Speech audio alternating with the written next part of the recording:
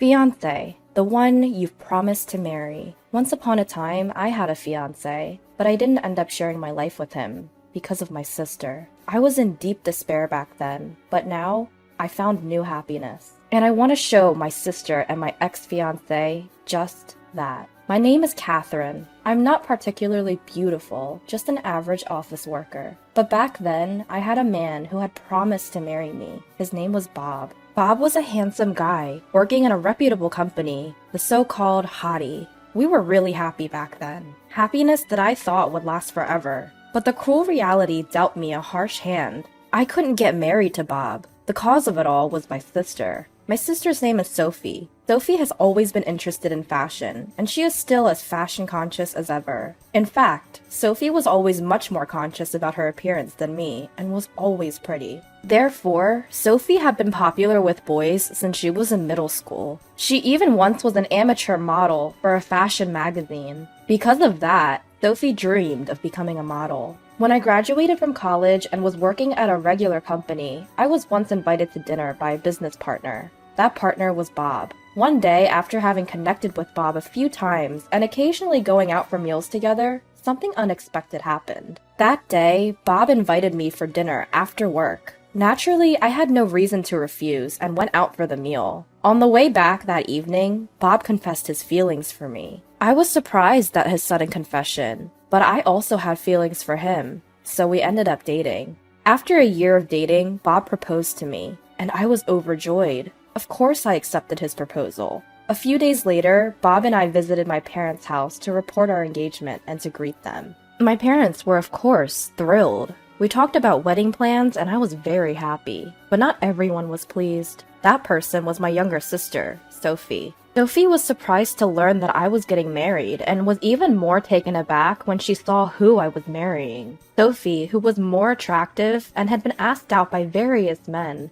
always looked down on me, who had little romantic experience. I don't want my embarrassing sister to be known to my friends. That was what Sophie would always say. The sister who she deemed uncool was getting married before her, and to a successful man from a famous company. This seemed to hurt Sophie's pride even more. But I was completely oblivious to Sophie's feelings. I should have noticed her attitude at this point. One day, Sophie asked, "If you're going to be my brother-in-law, can we exchange contact information?" Bob and I saw no reason to refuse, so we readily agreed. Since I was about to leave my job, there were many days when I had to stay late for the transition process. Then on a day when my parents were out of town, Sophie took a certain action. In hindsight, it was probably a plan she had thought of from the beginning. Once I retired, I planned to move away from my family home and start living with Bob. She probably wanted to execute her plan while I was still at home. Sophie first called Bob to our house. "Bob, my sister suddenly came home sick. Our parents are out of town and I'm feeling uneasy being alone.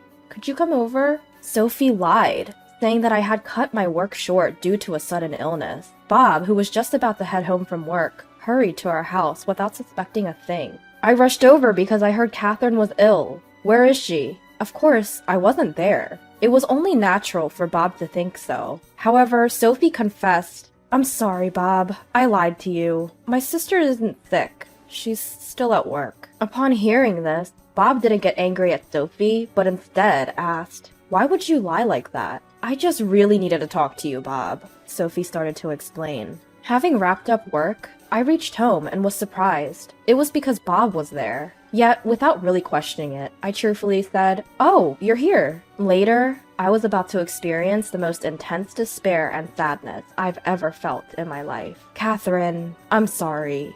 I want to break up." It was sudden. I was unable to comprehend the meaning of his words immediately. "What?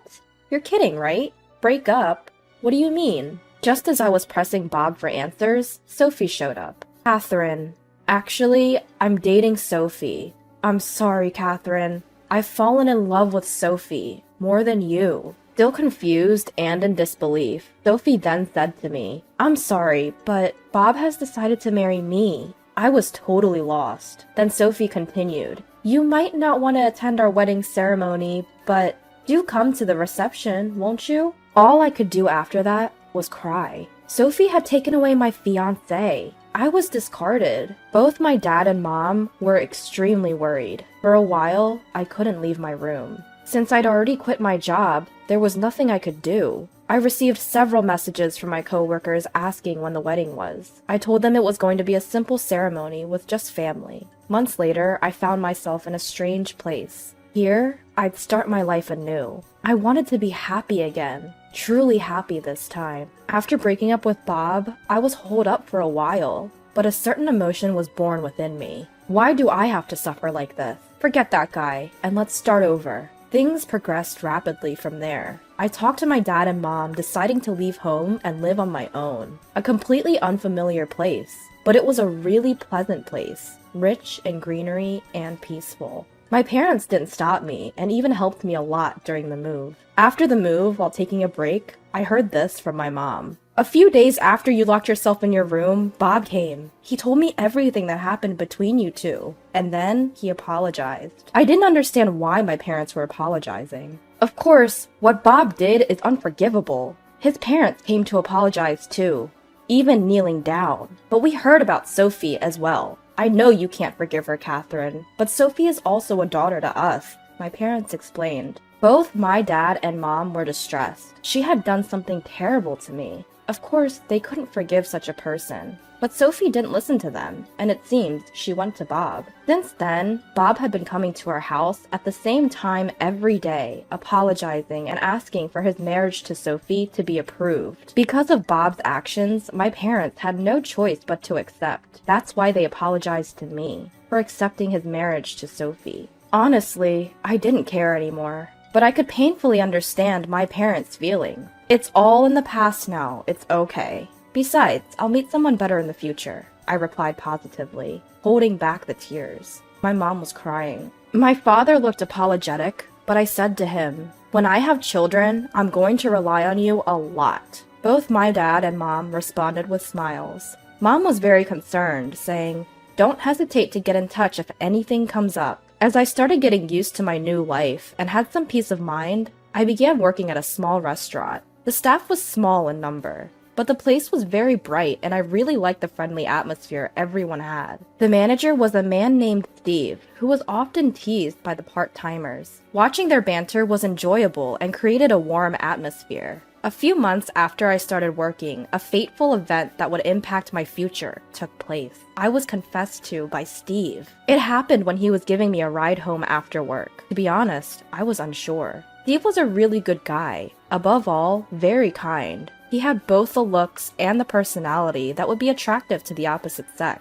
but I was still hung up on that incident. I was scared that I might be abandoned again. Steve seemed to notice my hesitation and told me that I didn't have to give an immediate answer, and he went home for the day. Things were a little awkward for a while, but thanks to the usual banter with the part-timers and Steve's kindness, I didn't fret too much. I guess my heart had already made a decision. During one break, I learned something about Steve. Turns out, Steve had been betrayed by someone he was dating and had a terrible experience at the place he worked before this restaurant. Steve and I had the same experience. We both had been betrayed by someone we loved. That day, I decided to go home with Steve so I could hear more about his story. As we were walking home, Steve shared his past. He was actually in charge of a store before he came here. But due to certain incidents, the store lost trust and ended up closing. And Steve was held responsible and lost his job. After hearing his story, I decided to tell Steve why I came to this place. After I finished, Steve said, "You did great." He said that to me, who, despite the pain, stood up and faced forward again. I was overjoyed. And I realized that this was exactly what I wanted to hear. I did my best. I was betrayed by someone I loved and went through a tough time, but I managed to bounce back. Honestly, it was very hard. And I told Steve, "You did great too." Steve was smiling. And then I gave my answer to his confession from that day. I'm a bit of a handful, but I hope you'll be patient with me. After that, the teasing from the part-timers at the restaurant increased. But they were genuinely happy. "Congrats! Wishing you happiness forever." It's too early for that line. So there will be a time eventually. I'll say it again then. You better let me say it, or else. Oh, wait. Steve was a little flustered. I was laughing. Everyone was laughing. It was pure bliss. That was a typical day until a certain point. I was proposed to for the second time in my life. Of course, I accepted the proposal. I was determined to find happiness this time, and I believed that I could be truly happy with Steve. So I headed over to my parents' house for the first time in a while. They were thrilled. I told them everything about Steve, and they said, "Please make our daughter happy. I promise I'll make Catherine happy." He replied with firmness and confidence. We chatted for a while. Then my dad hesitantly said, "Sophie and Bob are going to get married." They said an invitation might come, but I didn't need to stress over it. I wasn't bothered anyway, because I was happy too. In fact, I wanted to flaunt my happiness. When I told my parents that, they said, "If Catherine says so, Steve, we're counting on you if anything happens." A few days later, an invitation to Sophie's wedding arrived. I decided to attend, of course. I responded saying that both of us would be attending. Steve and I had only legally married because Sophie was planning her wedding. We figured it would put too much pressure on our parents and relatives if we had our weddings back to back. We had vowed to have our wedding ceremony once things had settled down. On the day of Sophie's wedding, Steve and I were heading to the venue together. We were reunited with Sophie and Bob, whom we haven't seen in a long time. Bob looked somewhat worn out. During the family introductions, I introduced Steve, saying, "This is my husband, Steve. I'm very proud of him." For some reason, Sophie was visibly surprised when I introduced Steve, which was memorable. On the other hand, I had something I desperately wanted to ask Bob.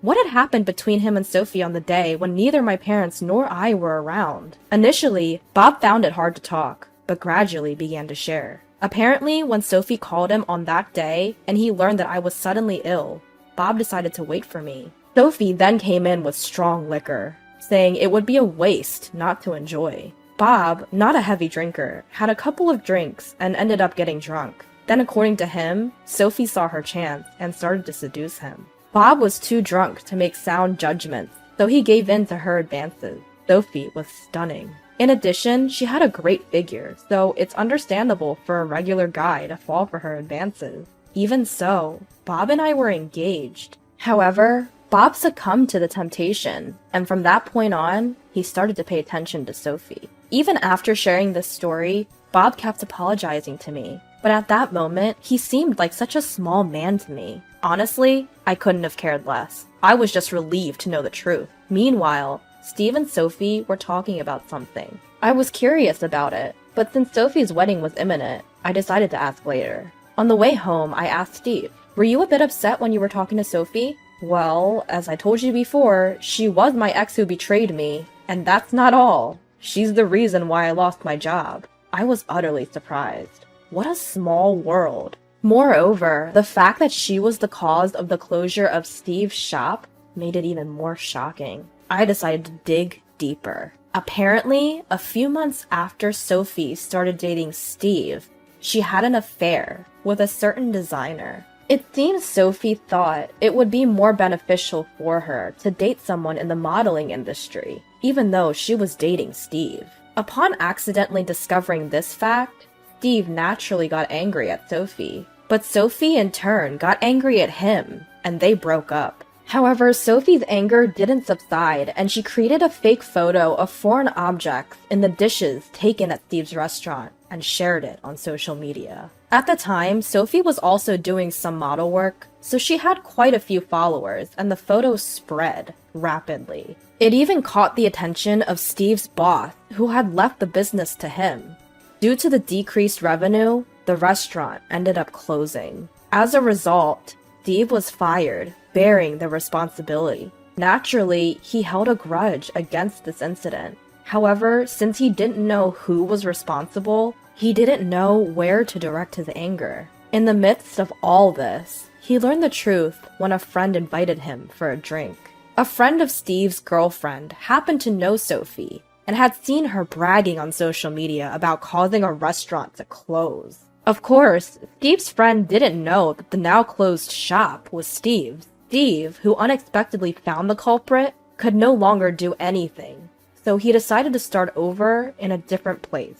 That's when he met me. I apologized to Steve. "I'm sorry for the horrible things my sister did. Honestly, I'm the sister of the person who messed up Steve's life. I didn't know what to do. I seriously thought that Steve might hate me. But Steve said, "It's in the past and it's not your fault, Catherine." I was honestly relieved. And once again, we decided to be happy together. Later, Sophie was finally punished. Sophie was going to do a photo shoot, and the place she visited for the shoot, it was our home, of all places. Indeed, it was rich in greenery and likely to take good pictures. Sophie seemed to be considering becoming a model, using this photo shoot as a stepping stone. The incident occurred at a restaurant she visited for dinner. That restaurant was none other than Steve's. I wasn't working at Steve's place anymore, so I heard about it later. As soon as they entered, both Steve and Sophie recognized each other. And immediately, Steve said, "I'm sorry, I can't let you enter," and refused Sophie's group from entering. Of course, the staff got angry and asked what was going on. Steve explained everything, what Sophie had done in the past and the hardships he had endured because of her. "She has a criminal record and I have solid evidence. I don't want to go through the same thing again, so I refuse to let her enter." No one could say anything, and Sophie seemed to have turned pale. Furthermore, Steve said he would tell the president of the company Sophie was about to join about her past. The person who scouted Sophie was shocked and asked Steve to quit, but Steve's anger didn't subside. In the end, Sophie's photo shoot was canceled, and the incident spread in the industry, crushing her dream of becoming a model. Nobody wants to deal with a person who caused such a huge scandal in the past. On top of that, I heard from my mom that Bob's company's performance has been getting worse recently, and now he's a candidate for a demotion. She seemed worried about what would become of these two in the future. Despite such an incident, Steve and I were spending happy days as usual. And today is our long-awaited wedding. Steve and I, we both had some hard times in the past, but now we are very happy. There was also a new life in my belly.